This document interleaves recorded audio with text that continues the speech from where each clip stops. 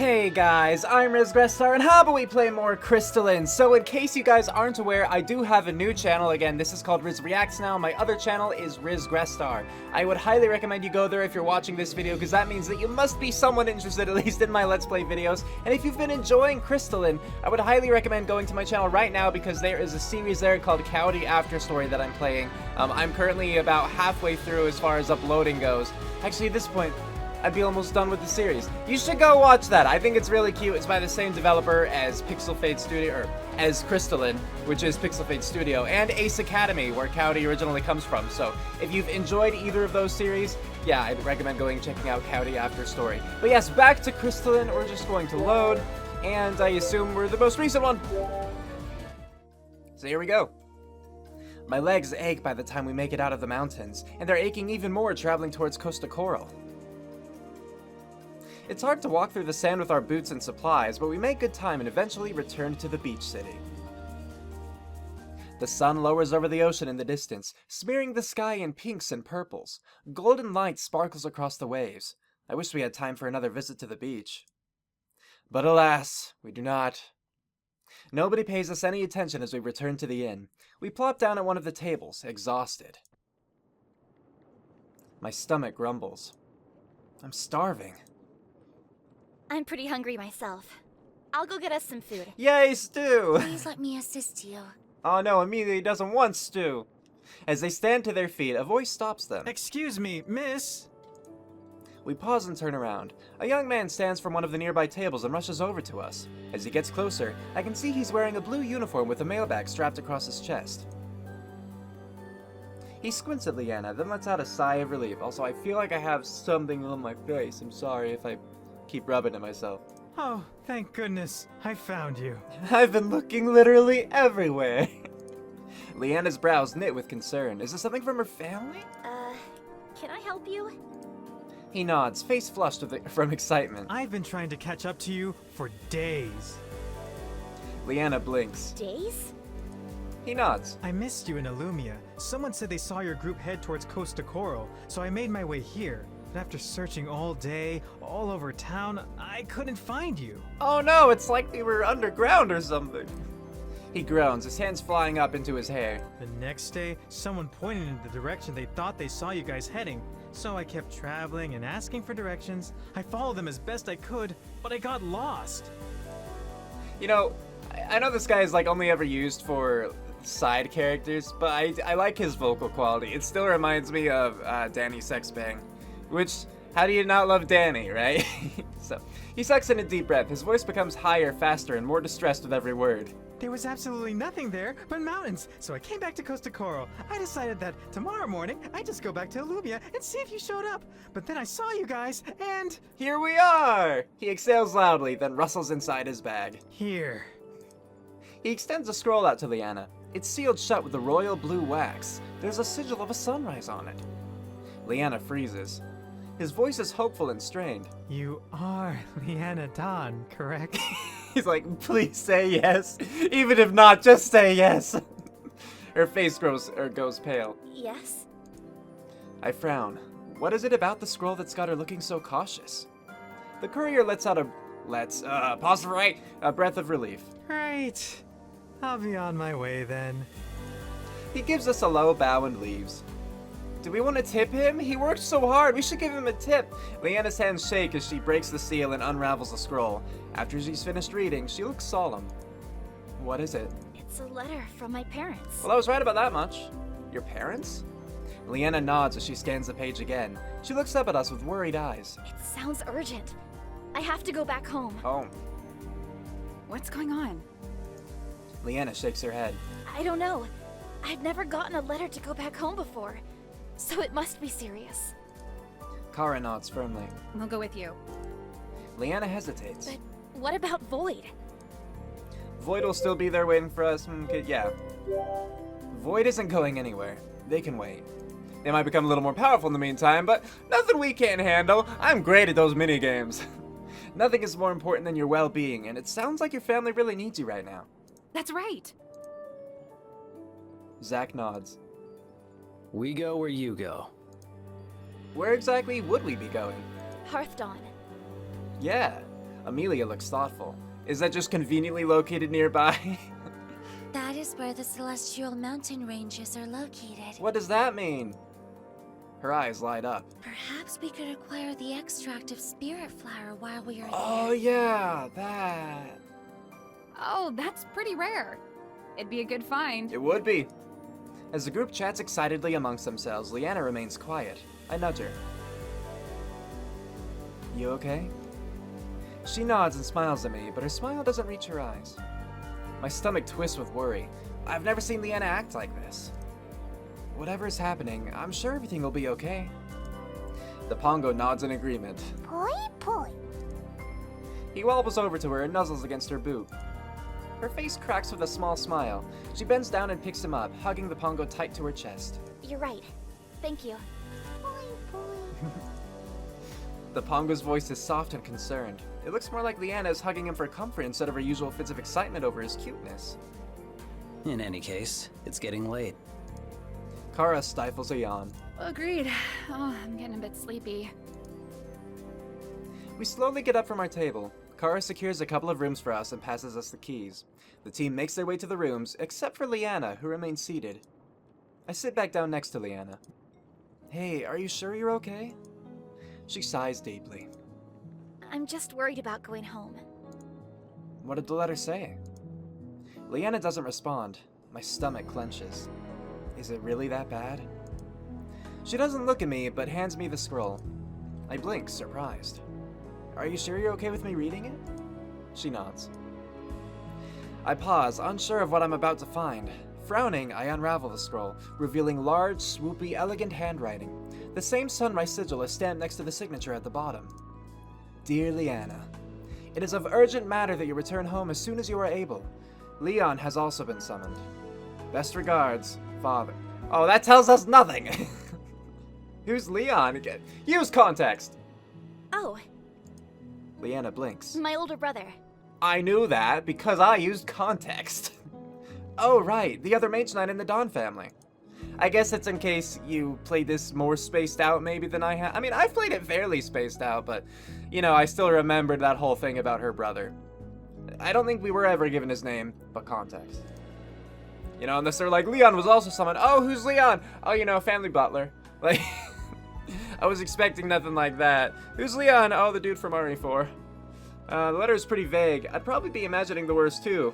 I put a comforting arm around her. Okay, like that one, yeah, I do totally understand imagining the worst. Like if my mom texts me and is just like, hey, you should come over, which she has done before, like I'll respond like, oh, what's going on? And if she says nothing, I'm like, great, something must have died, you know? Which is never the case. It's just like, I made toast, but, and that was a Mike Birbiglia reference, the last bit. It might not be as bad as you think. Leanna shakes her head. It's not that. I'm surprised and curious by the letter, but I think it'd sound a lot worse if something bad happened. Right, yeah, probably. Then what are you worried about? Is it Leon? Leanna's silent for a moment. My family, they don't She sucks in a deep breath. exactly know that I'm a Mage Knight. They don't? Okay, that caught me off guard. That's interesting. What do they think you do? What? How come her family doesn't know about something that's so important to her? I kind of thought Leanna was a Mage Knight because her family, like, pushed her to being a Mage Knight. Honestly. Like, I thought that they wanted her to be like her older brother. But we do know that they want Leanna to, like, settle down with a family. Do they just want her to be like a little housewife? Is that the issue? Huh, I don't know. What do your parents think you do then? Leanna blushes. They think I'm just a mage working as a researcher. Oh. That doesn't seem too far off, honestly. Why haven't you told them? You've accomplished so much, I'm sure they'd be proud of you. They wouldn't. My parents are very traditional. Being a Mage Knight isn't exactly normal for a girl. Oh, see, I didn't know that, but I guess if we're just kind of like conflating into police officers, they should be more supportive. I understand it's not good to keep secrets. They should be more supportive, yeah. It must be really frustrating to have parents who aren't accepting of who you are. Don't get me wrong, I love my parents. In other ways, they've been very supportive and accepting of me. Yeah, when you conform to their ideals. Sure, but this is your passion. It's a big part of who you are. It's unfortunate that you're afraid to tell because you're afraid they won't accept you. Also, while I did say that I thought her parents, like, and family kind of pushed her into the Mage Knight role, I do genuinely think, like, Leanna likes it. I do think that she's passionate about helping people and that this is a really good avenue for her to do so. But just based upon the story she told, yeah, I thought that they had, sort of, what's it called? Not streamlined her into it, railroaded her into it, there we go. She toys with the hem of her skirt. I just don't want them to be disappointed in me. No wonder she's so worried about facing them. Either way, I'll be here to support you.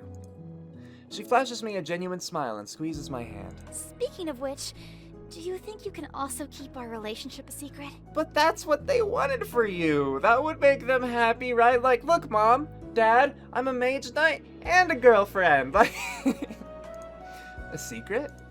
Leanna nods. Of course, I'll try, but no one can escape the burning fire of our love. Are you ashamed of us? If she wants it to be a secret, I'll respect that. Don't worry, I won't say anything. Not until you're ready. Leanna sends me a warm smile. It makes sense. I don't want to pressure Leanna into doing something she isn't ready to do. It's best to respect her and her situation, even if I disagree. Her face softens. Thank you. She snuggles into my side. I really appreciate it. I wrap my arm around her. Oh, it's nothing. I can keep a secret. She smiles, eyelids drooping. She yawns and snuggles deeper into my chest. Finally getting sleepy? I don't know what you're talking about. Sure. A small chuckle puffs out of me. It's getting late. Even so, I don't want to move. Yeah, She groans. just a few more minutes. She clings tighter to me. Please. Okay, just a couple more minutes of cuddling in view of everyone in the end. I pull her closer to me and feel her smile beside me. She asks a few questions about what my family's like, and I tell her some stories. She tells me more about her brother and how close they are. It isn't until the fire in the lobby crackles loudly, water bursting within the wood, did I realize I had fallen asleep. I looked down and noticed Leanna had drifted off too, still curled into my side. Oh, just on the bench like that? How did we not like fall over or anything? I don't understand how people can just sleep anywhere. I can't do that. I have a hard enough time just taking naps throughout the day, you know? Leanna? She stirs. Hmm? Come on, it's time to go to bed. My eyelids feel like they're possessive there. My eyelids feel like they're being weighed down by maple syrup. What? But I force myself to stay awake. She sighs deeply, then reluctantly lifts her head. What? Is that a thing? Alright. I don't think maple syrup is that heavy. I can understand, I guess, the sticky part of it, but being weighed down by maple syrup, I don't know about that one so much. I don't know. Maybe it's a Canadian thing. Hand in hand, we walk up the stairs before separating into our respective rooms, because Pixel Fate, I'm pretty sure, is Canadian. As soon as my head hits the pillow, I fall into a deep sleep, a smile on my face. Glad we had keys to our rooms. I wasn't sure if, like, you know, Amelia and Kara took theirs and Zach took ours, but hey, it worked out. Got some more cuddle time. Hopefully helped to reassure her a little bit, at least in the sense that we were there to support her. I naturally wake up early the next day. I guess I'm finally starting to get used to these early days and early nights. Zach is already awake. He nods a morning greeting. After getting ready, we head downstairs where the girls wait for us. We grab a quick breakfast, then head out into the city. I take one last look at the ocean. Goodbye, gentle ocean breeze. Leanna leads the way towards her hometown. I can't help but wonder what her family's like. Are they anything like Leanna? I mean, Amelia's family wasn't like her, but I call that. Will they like me? Around midday, we take a break from traveling. At least, everyone else gets to have a break. Leanna pulls me aside for our training session. No rest for the wicked. She leads me out into the field and we begin our normal regimen. I was just assuming routine. Our blades clash against each other, the wind augmenting our speed and abilities. Fighting with her feels like a blur, a dance. It's easier to keep up with her, but Leanna still proves to be a challenging opponent. Wow, you guys are fast. We are pretty fast. I turn to see Kara and the others sitting on the sidelines, watching. Hey! Was it bad that they're watching? That was like a... It wasn't like a pleasant hey. I guess maybe she was just busy. I roll back around and Leanna swings. I yell, barely blocking the blow in time. Leanna grins. eyes on the battle. Right. Still, the sight of Amelia sitting with the others sparks an idea in my head. Amy and I have been practicing fire magic. Oh, good to know. Leanna doesn't know that, and I can use that to my advantage. Leanna begins to swirl her blade again. Like usual, I draw upon the magic within me, feeling it gather in my palm. As she moves to strike, I let loose a fireball and send it flying straight towards her. Oh no! Her reflexes kick in as she cuts the ball in half, blowing the fire out. The flames harmlessly lick the air as it snuffs out of existence. She freezes, shocked. Fire magic? How is that possible? Zack, Kara, and the Pongo are equally surprised. Am I still sleeping, or did he just cast something that wasn't wind I magic? guess it really wasn't a common thing. That's crazy. When did you learn to do that? About a week ago, I guess. My grin broadens. It's all thanks to Amy. Amelia nods. That is correct. We have been meeting late in the night to practice on each other.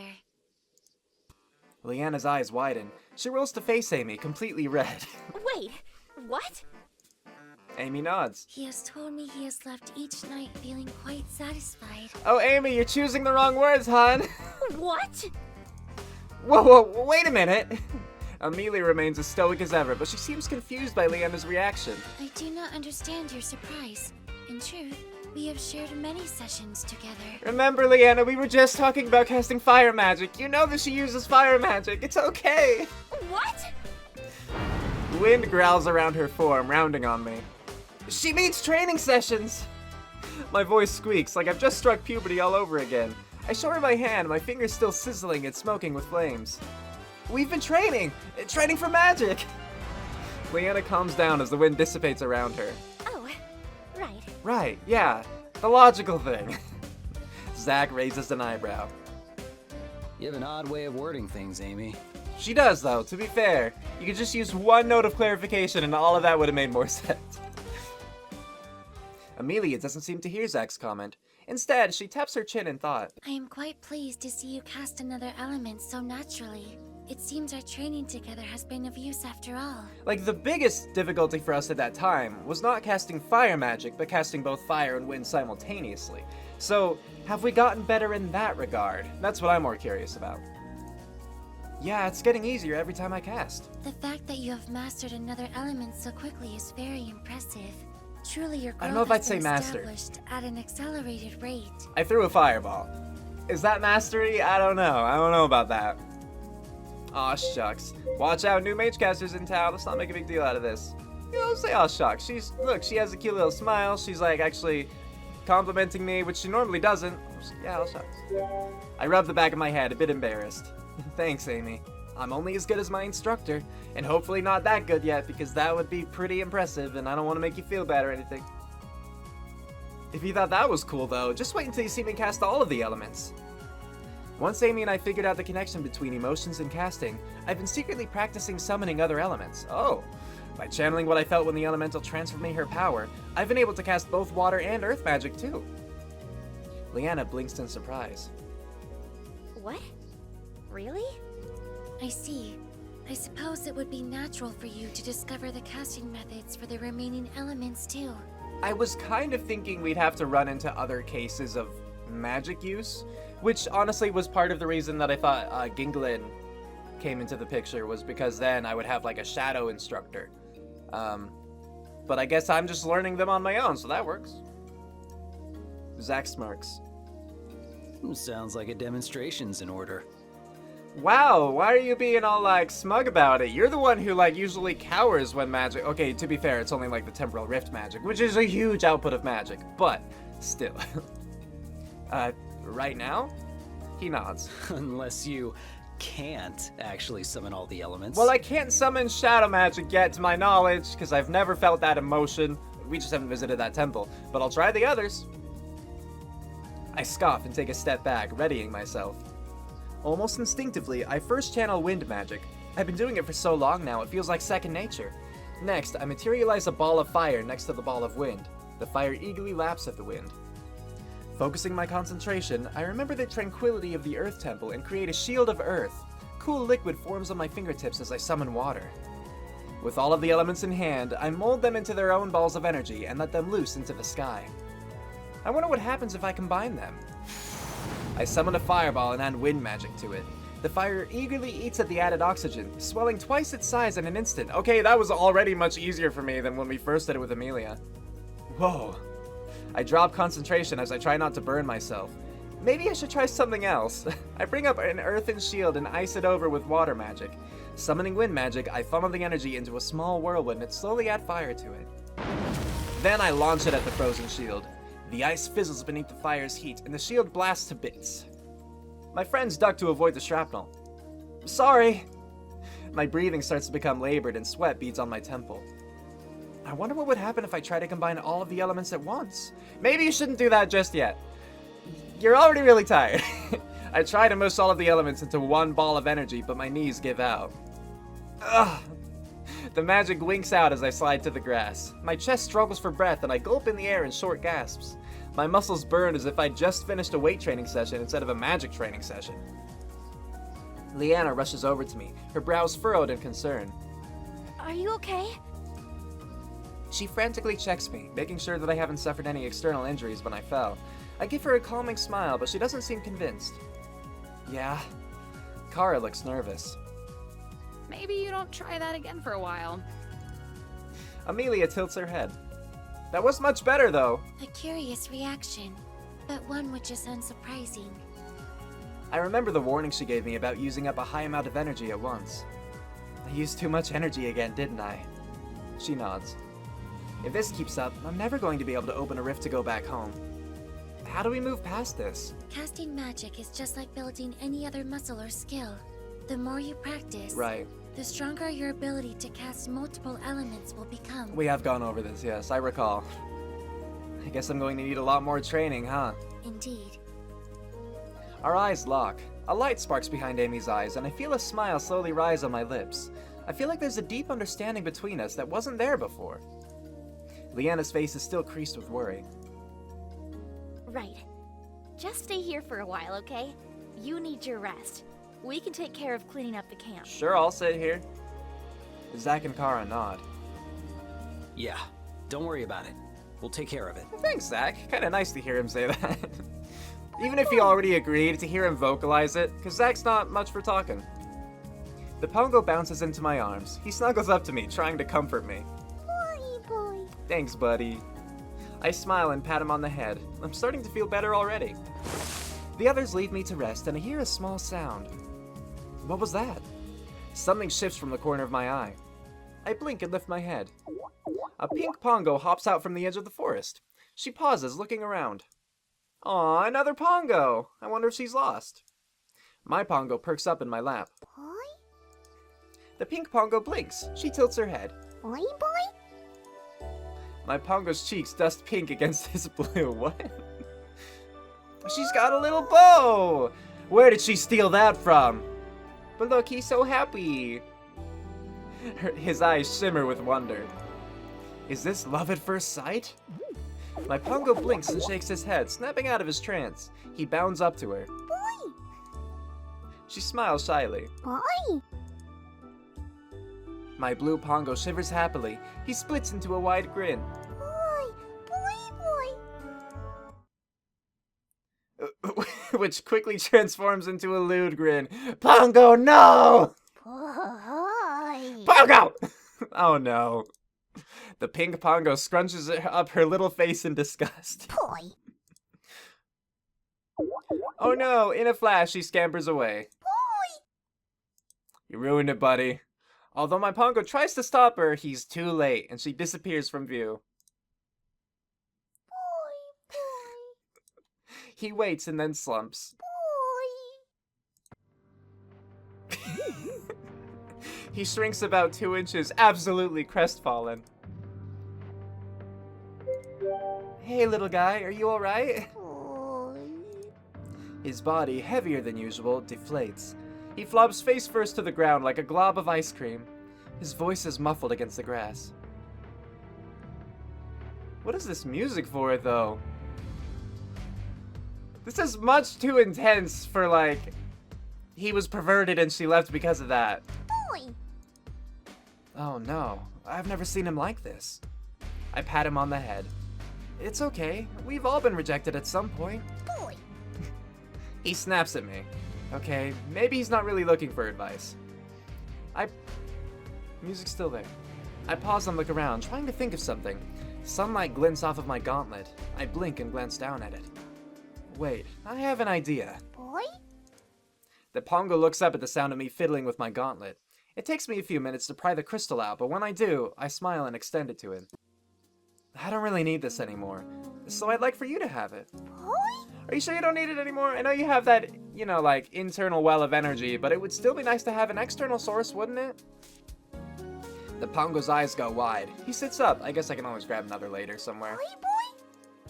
A huge, delighted grin spreads across his face. Boy? He leaps between my neck and shoulder, nuzzling me. He's cold against my skin, making me laugh and squirm. Why did they have that music with the Pongo? That just was not fitting. I lift the crystal, at least not in my opinion. I lift the crystal up to him, and his mouth chomps over it. Boy? He leaps down and hops away, content with his new treasure. You came on too strong. I agree. Why were you watching? Zach's voice startles me. I look around. The group has already finished cleaning up the camp and is standing beside me. Oh, okay. Kara shakes her head disappointedly. Doesn't matter the species, there's always one thing on their mind. I'm not sure you're the one who should be saying that, Kara. Just saying. Amelia pats the Pongo on the head. Do not fret. One day, you will find a mate with exceptional eyes and exquisite roundness. So comforting, Amelia. Leanna smiles encouragingly. Speaking of Pongos and relationships, how do Pongos mate anyway? Kara gives me a pointed look. See? One-track mind. Leanna gives me a disapproving look. Zach just shakes his head. I think now's about as good a time as any to head out. I didn't have a choice in that matter, so if y'all are gonna be like questioning me, that's the story's fault. Agreed. Still feeling the lingering effects of my cast, we make slow time, but continue our journey towards Hearthdawn. Cue outro, go!